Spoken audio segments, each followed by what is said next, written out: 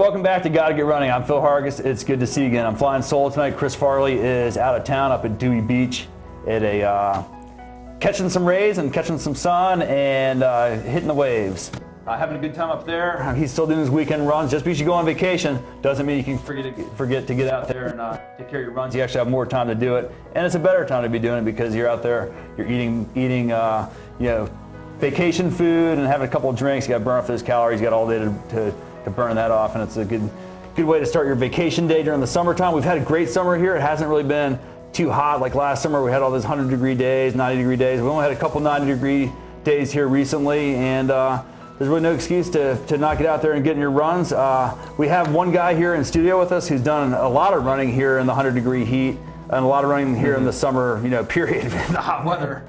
I'd like to welcome to the studio tonight Frank Fumich. Frank, it's great to have you here on Gotta Get Running. How you doing tonight? Thanks for having me, Phil. It's good to be here. Okay, now we have you here because not only are you an icon here in the Washington, D.C. running community, you do every distance from the short distances all the way up to some of the crazy ultras that we're going to get to here in a little while. But most recently, you had this great thing. You guys have probably heard about him in the news here, where Frank ran from Washington, D.C., left from the Pentagon, and ran all the way up to Boston to raise money for the Boston Marathon bombing victims, which is like totally cool. So we had to get you in here to tell us all about that story. Yeah, thank you. So I did it with a friend of mine and a crew, and we basically left at 6 a.m. from the Pentagon Memorial and flip-flop marathon. So I ran the first 26.2, we'd get in the RV, and then Matt would get out and run 26.2, and we did that basically 24/7 for 4.5 days.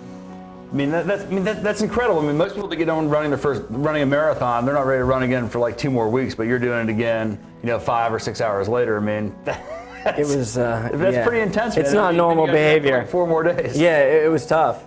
It was tough. I mean, the sleep deprivation, the miles, I'd never actually run that far in 4.5 days. Matt had done it once, but, it was more, we didn't necessarily know how long each marathon was going to take, so we couldn't plan it out, exactly to the hour. So if Matt got done an hour early, I had to be ready to go, sort of a snap of the finger, and kind of vice versa. And if your time came up at 1 a.m., they nudge you awake, and you got to shake the cobwebs off and put the shoes on and start running again. Yeah, I mean, it's basically a 2-man relay race and how many miles was it from DC, the Pentagon parking lot, to Boston? I think it was around 450. We didn't run every step. We were a little behind in certain portions, and we had a big welcoming committee, and we didn't want to, it wasn't so much about us running every foot of it, although that's sort of how we thought of it in the beginning. But then, we started talking, hey, well, we don't want to, show up at 1 a.m. and miss, hundreds of people waiting for us. So our crew jumped in and ran some for us. I think they combined, ran probably 2 marathons for us, and Matt and I ran about 8 marathons each. 8 marathons in 4 days. It's far enough. Isn't that crazy? Yeah. I mean, so the whole thing was really well. I mean, I want to get into how you got started with us here in a minute, but I want, this thing was so well perfectly. There must have been a lot of, even though you didn't have a lot of time, there must have been a lot of planning to get something like this set up, and you're different, like you said, people, you're welcoming committees in different city locations, everything like that. So you had to hit certain points. Matt and my other friend Todd Jubeck, who I went to school with at WVU, he was sort of the police liaison, and he called every police station from here to Boston basically, and was sending us emails saying, hey, I talked to so-and-so, and I frankly did not think that it was going to come off. I mean, I just didn't think that the police would think it was that big a deal, or we're really going to do it and they were going to meet us. So we literally started running from the Pentagon, and the Pentagon police didn't follow us out, and I was like, well, here we go, we're on our own. We get to Memorial Bridge, and there was a cop waiting for us. And I was like, yeah, you think he's actually going to wait for us? A Maryland cop once you get to the Maryland side? It was a DC cop. DC cop. And sure enough, turned on his lights, off we went. So we probably had a police escort for 80 or 90% of the whole way. Yeah, it was incredible. It was phenomenal. Yeah. I mean, and then the law enforcement, that was a pretty symbolic day for them. They all felt like they were part of that Boston Marathon experience. So it probably made them feel pretty good to be a part of it. Oh yeah, they were totally psyched to be a part of it. And I remember at one point, I was running on like a 2-lane, 1 lane in each direction, totally stopping traffic. And there was a sidewalk, and so I actually went back and told the policeman, hey, I'm feeling kind of bad about, I don't mind running on the sidewalk. And he's like, Don't even think about it. It's an honor to do what you're doing, and we're pleased to help. Just keep running the road, and we'll take care of the rest of it. So that just went to show. I mean, they were super psyched to help us out. Now, did they ever jump out of their car and run with you? Any of those They guys? did. They did. It was a portion where I was in the RV, basically, laying on the bed, but our friend Brad and Matt were running at the time, and two of the state troopers, fully decked out in wide rim hats and hard shoes, took off running with them, and we have great pictures and video of it. Yeah, it was awesome. Well, we'll have to get some of that video to show these guys. Yeah, no doubt. And now, so is there a certain place on YouTube or on the internet where you've stored some of this archive footage and photos that people can go look at? Or we'll edit them into the show. Don't worry about that. Yeah, we'll get it in here somehow. But we had a journalism student from American U that had to do her final project and create sort of a mini documentary. So she came with us and she shot everything. And I'm usually pretty hardcore about taking footage, but I knew she was covering it, and I was actually so wiped out during the whole time that I'm mad now that I didn't take sort of much of my own, but she's got tons of stuff that we'll get out there. But she put a nice, 7-minute thing together. It was awesomely done. Okay, so this is really cool. We'll come back to the actual running and the race and everything in a minute. But obviously you were watching or following the Boston Marathon. Like, sure. Like were you there running this year or? No, I've never run the Boston, and really only been to Boston once for the day in my life, actually. So I'm just a runner, and my wife actually said something happened at the marathon, and I didn't pay much attention at first, but then I started thinking, well, yeah, I know some people running, and then clicked on the news, and like everybody else, just was blown away by it. So I went to bed that night, tossing and turning, and literally as I was laying in bed, I knew I was going to get up, and I knew I was going to run some distance, and I was going to post it on Facebook and tell people, that I'm going to try to raise money for the victims and sort of invite people to run and donate. And that's basically what I did that very, very next morning. So you basically posted something on your Facebook and said, I'm going to go out and run. Yeah, actually, my original thought was I said I'm going to run 26.2 miles this weekend down by the trail at the airport where I always run. Invited people to come down running. And then as the next day was going by, I was basically running 26 miles every weekend in training. And I thought that people that knew me probably wouldn't think that was that big of a deal based on what I do. So that's when I thought of I'd run one marathon back to back to back for each of the 3 people initially killed in the blast. So I said 3 marathons. Yeah, so 78.6 miles is what I told people I was going to do and what I ended up doing. And then where was your route? And it was actually just it was from Gravelly Point to Old Town and back. It was like three, a little over 3 miles out and back. And I had some friendship, but I didn't do it by myself. I had a buddy, Brian Selm from New Jersey, who drove down on basically 2 days' notice, and he ran the entire 78.6 miles with me. Man. Yeah, and I had a buddy, Todd Jubeck, who went to Boston with me. He ran 54, 2 marathons, 52.4. Yep. And he'd never run more than like 30 miles in his life, also on 2 days' notice. And then I had another buddy, Eric Roniker from Richmond, who ran a marathon with me. So I had a few guys, and then I had maybe a couple dozen people during the whole, I think 19 hours or so we did it, that showed up and ran little portions here and there. I mean, the word really did spread like wildfire. I mean, like I know a lot of people here in the running community, and there was this thing blowing up, and it was getting shared on my wall and shared all over Facebook that Frank Fumich is getting ready to run this route in Alexandria to raise money for the Boston Marathon victims. Yeah. I mean, it really took off fast. I mean, it was incredible. Yeah, I had no idea. I was hoping it would, but we also we invited people wherever they were to run themselves. And we had, other people and friends of friends that were running like their own personal marathons. And some of these people weren't even runners, literally. You think most people that train for their first marathon train for months and months and don't know how they're going to do it. And yet we had people that did not even run. And a couple of days later, they just ran around a track for like 5 and 6 hours and did a marathon. And we had people in dozens of states and a dozen countries. So it was super cool. So and then did people just make a little pledge to do a run or and then how did the fundraising go for that? Yeah, well, so some people donated directly. So we set up a fundraising page with First Giving, who in the end were hugely helpful in getting the whole DC to Boston thing going. But so people donated directly to our site, Matt Nelson, my buddy, became a full partner in this, and he set that up. But then other people took pledges themselves, and so they'd run around a track, and then all their friends would donate. So we had different groups that would send us a couple $1,000s from the money they gathered, and I mean, it was incredible. So then all this money is pouring in online and everything, and then after basically 1 week from the event occurring, how much had you raised? Well, before the end of my 78.6 miles, our original goal was 26,200 to coincide with the marathon distance, and with like 3 hours left of my last marathon, we were short, and I was like, got on there as I'm, like 70 miles. But everybody, please, I want to reach the goal, but before I finish. And I think we ended up with like $32,000. Just wow. Just poured in. Yeah, and I was, it was like fuel on my phone. I was literally on the First Giving site, seeing it go up, and it was just like I got goosebumps, and totally fueled me. It was awesome. So do you have any idea, like the actual numbers of people like helped contribute to the I mean, hundreds and hundreds. Yeah, Matt actually knows it, and I've actually forgot. I don't want to say the wrong number, but it was crazy numbers. Okay, so you just run 78 miles, but that wasn't enough, was it? Yeah, I guess not. It seemed like enough, and then it kept creeping up. At first we thought that 26,000 was a crazy number. But then after it was over, it stepped, going up to upper 30s and hit 40,000. So the money kept coming in, and then the news did a couple spots, and then the Washington Post did something, and then I was getting money, people that didn't even know us, or it wasn't even Facebook related. It was actually from the newspaper and TV. So then I started thinking, that 78,600 mark, like how number was still in your perfect, head. that's the distance I ran. So I started thinking that would be like the perfect ending to this whole thing if we could somehow raise 78,000.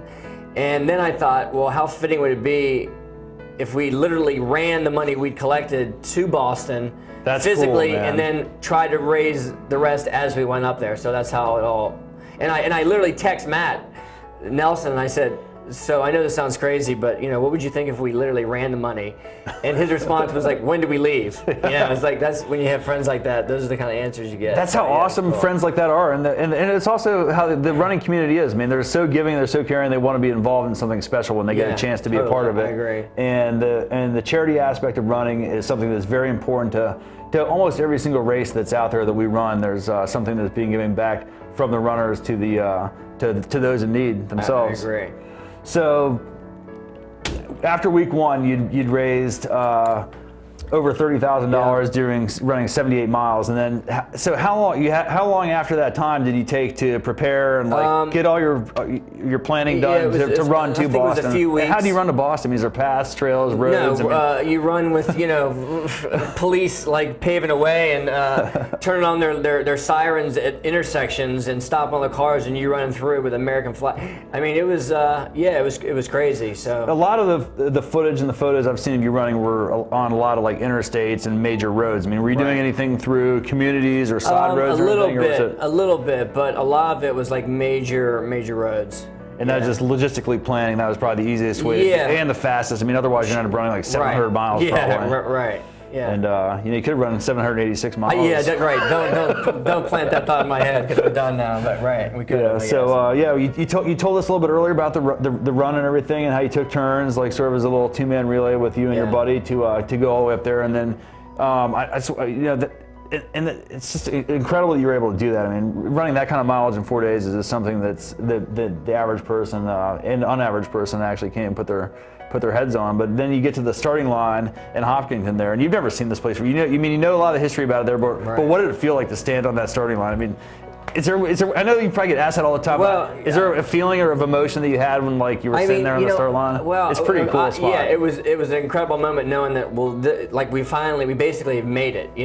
We're almost there, and we had some scares. I was right on the edge for a couple days, so I knew at that point that, my God, we're gonna finish it.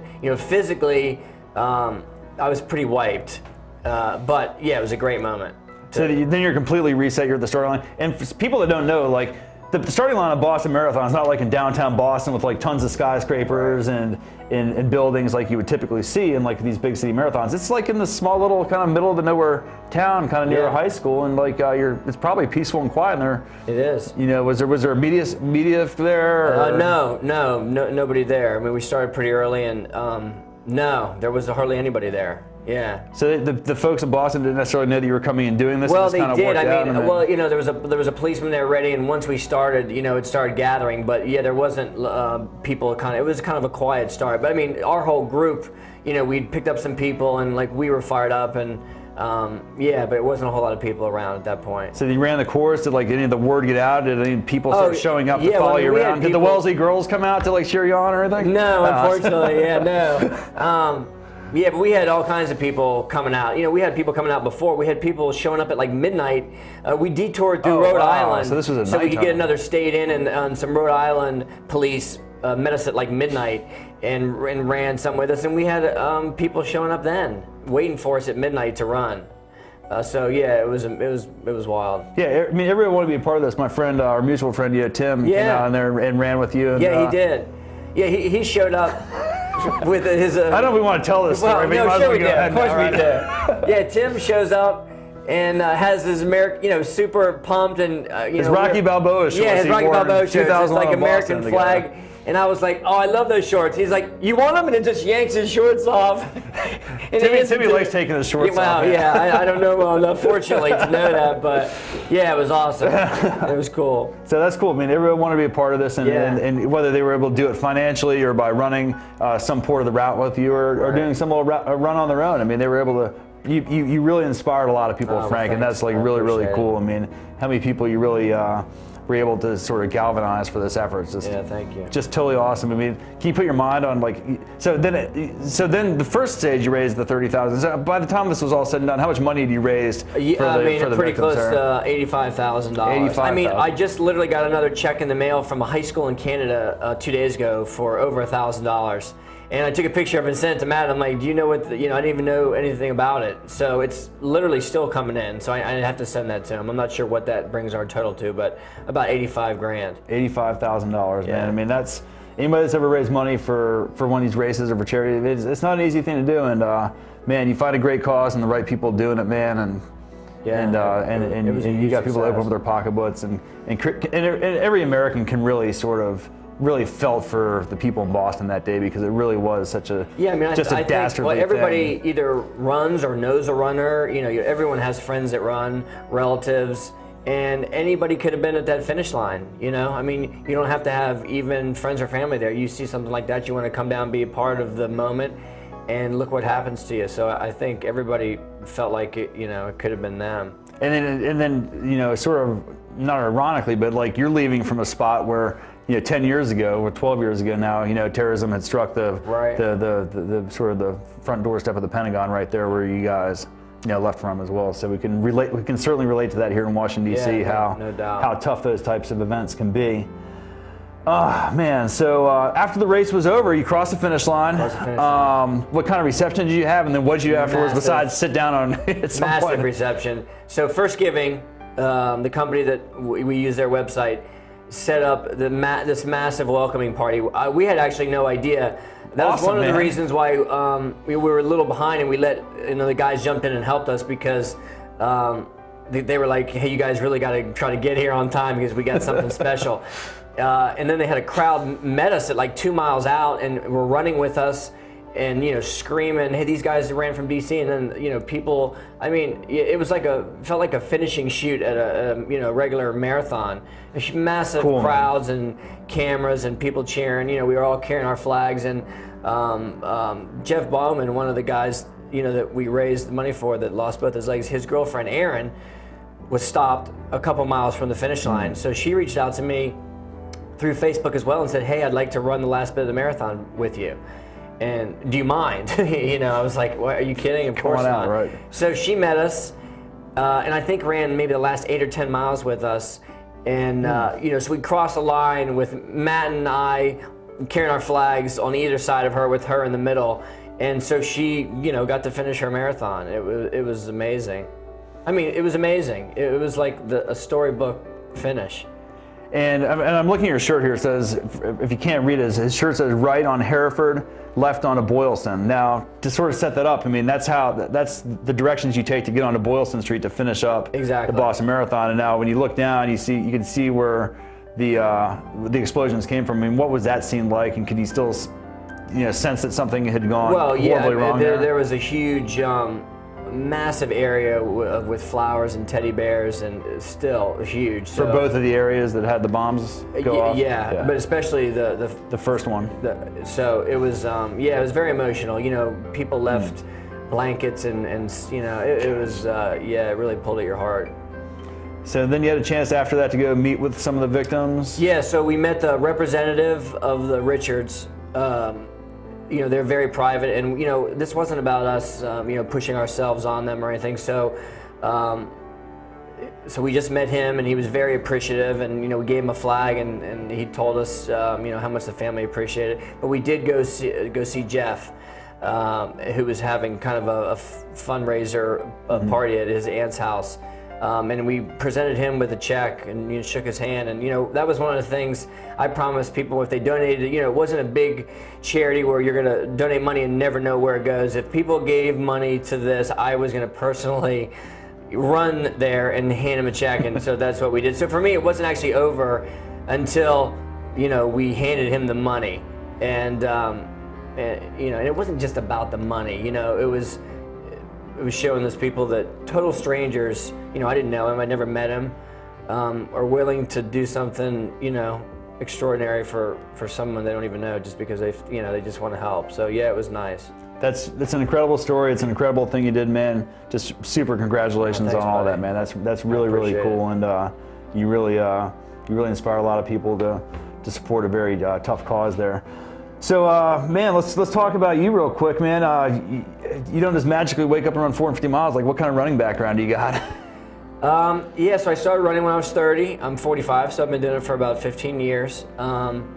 Just started with a marathon, and what was your first marathon? Marine Corps marathon. Okay. Washington, D.C. Yeah, how could it not be, right? Yeah, great race. And I own very little training, which is sort of the highlight of my running career. But I was just amazed that, at that point, I didn't even know there was such a thing as an ultra. I thought the marathon was like the hardest thing you could do on the planet. And it felt like it was, but I was kind of amazed at how hard it was, and I just wanted to kind of see where I could go from there. So I just sort of kept up in the ante a little bit. And then, so how many marathons did you run? Then you got into ultra marathons? Yeah, I'd only run maybe 2 marathons before I did my first 50. And I did 50 miler? 50 miler. And I did Old Dominion and then JFK. Okay. And then I signed up for Badwater. Awesome. So you get straight from 50 milers to Badwater. Yeah, hey, why waste all the time with the 100 Ks, in-between stuff, right? Let's just get to it.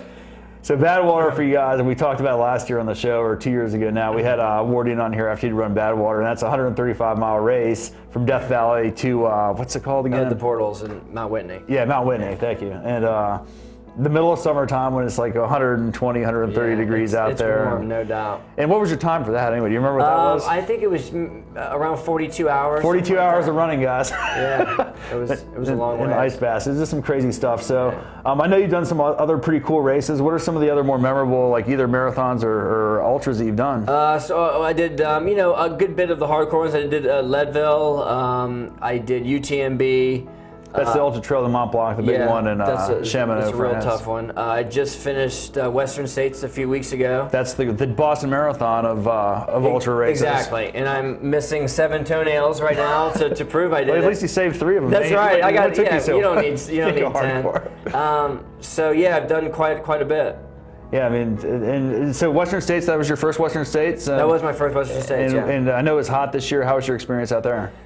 It was about as close as I've come to dropping. We've had a kind of cool spring here in DC, so I wasn't really heat acclimatized. And actually, the Boston thing kind of derailed me. And there was a point where I thought I was going to have to pick between the two, and I picked Boston, and I had actually given up on Western States. But when I came back from Boston, basically uninjured, I thought maybe I'd go for it. But I hadn't run on a trail in 2 months up to that, so it was tough on me. Yeah, I mean, like Western States is one of those things you get an entry, you don't really want to like give it up. I mean, could you have deferred that or? I tried to. They wouldn't. They wouldn't so do it. They said like, as commendable as what you're doing is, we get requests every day to defer it. So the thought of having to get the lottery again was too much, so I went for it.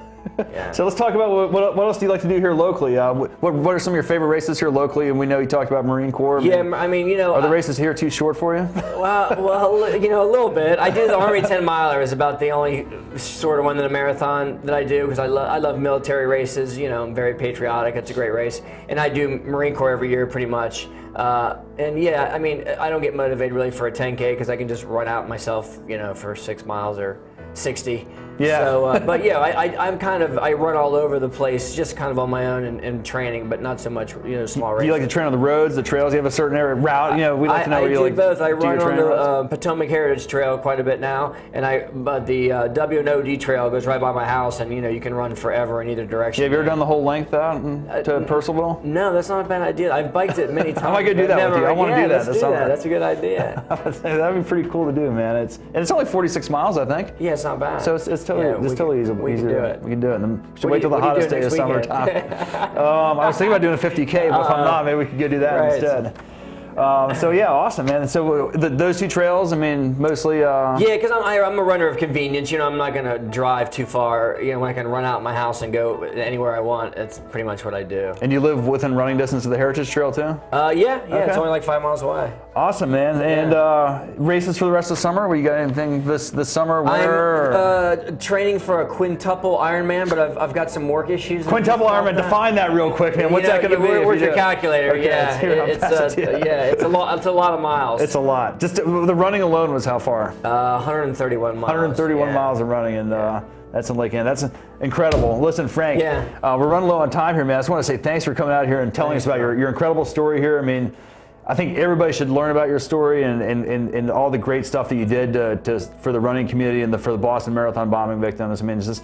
Thanks, buddy. It's just you really affect a lot of people, and it's a pleasure to have met you and to have you on the show. That's nice to say. So thanks a lot for coming out and doing that for our community here. We'll definitely be seeing you on the trails or the roads or one of these races here sometime soon, man. Look forward to it. We'll see you a lot, and it's great to have people like you here in the DC running community, and we find great guys like you all the time, man, out there because. Awesome. You guys kick ass, man. Thanks, Phil. All right, brother. Hey, and listen, guys, thanks for tuning in to Gotta Get Running. We will see you next time. We'll hopefully have Chris Farley back in studio, and we'll have tons of great running stories for you here next time on Gotta Get Running. Goodbye, everybody.